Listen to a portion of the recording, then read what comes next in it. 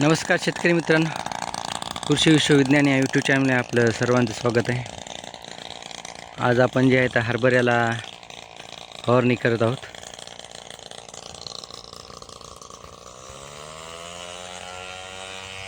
हे बघा, हरभरा फुलं पण आहेत आणि घाट्यामध्ये पण आलेलं आहे।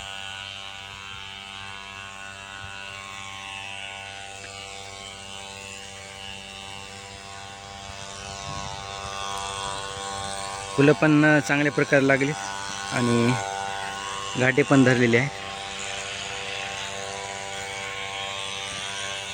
हे बघा घाटे,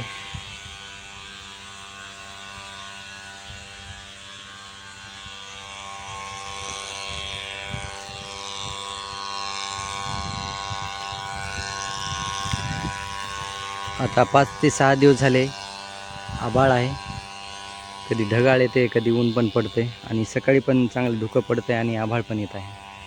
त्यामुळे आता याच्यावर आता आळी पडण्याची शक्यता आहे, कारण घाटे भरत आलेत आणि काही फुलं पण आहेत। आता जर आळी पडली तर आता घाटे आळी पडू शकते याला। त्यामुळे आपण त्याला आजच नियोजन केलेलं आहे। घाटे आळीसाठी किंवा आळीसाठी आपण जे आहे तर कोराजन घेत आहोत। कोराजन आणि आता जे फुलं आणि जे घाटे आहेत त्यांना सूक्ष्म अन्नद्रव्याची गरज आहे। त्यासाठी आपण त्याला एक चिलीमिक्स कॉम्बी मायक्रोन्यूट्रन्स पूर्वा कंपनीचं ते एक देत आहोत आणि त्यासोबत पोटॅश आहे।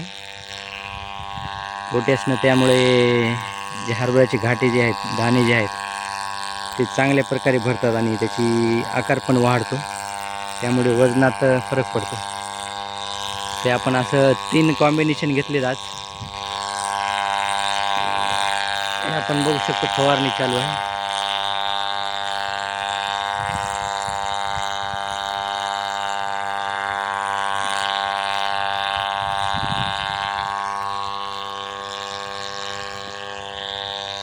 आणि 1 महिना अगोदर पण आपण याला घेतली होती फवारणी टॉनिक आणि इमामेक्टिनची। तेव्हापासून चांगला फरक पडला आहे आणि आता या 5-6 दिवसामध्ये आपण बघत आहोत की अख्ख्या महाराष्ट्रामध्ये वातावरण बदललेलं आहे। काही ठिकाणी पाऊस पडण्याची शक्यता पण सांगितली आणि आमच्या इकडे तर हिंगोली जिल्ह्यामध्ये 2 ते 3 दिवस झालं आभाळ ढगाळ वातावरण राहिले। पाऊस तर नाही पडला, पण दिवसा जे ऊन आहे ते उन्हाची तीव्रता खूप कमी झालेली आहे। त्यामुळे आता आपण हरभरा चांगला आहे आणि याला काही आळी किंवा काही लागू नये म्हणून आपण त्याच्यासाठी फवारणी घेत आहोत। कोराजन, मायक्रोन्यूट्रन्स आणि पोटॅश या तीन याचे आपण घेत आहोत। तर असं शेतकरी मित्रांनो, पुढील व्हिडिओमध्ये भेटू आपण। चॅनल आवडल्यास लाईक करा, शेअर करा आणि सबस्क्राईब पण करा। जय जवान जय किसान।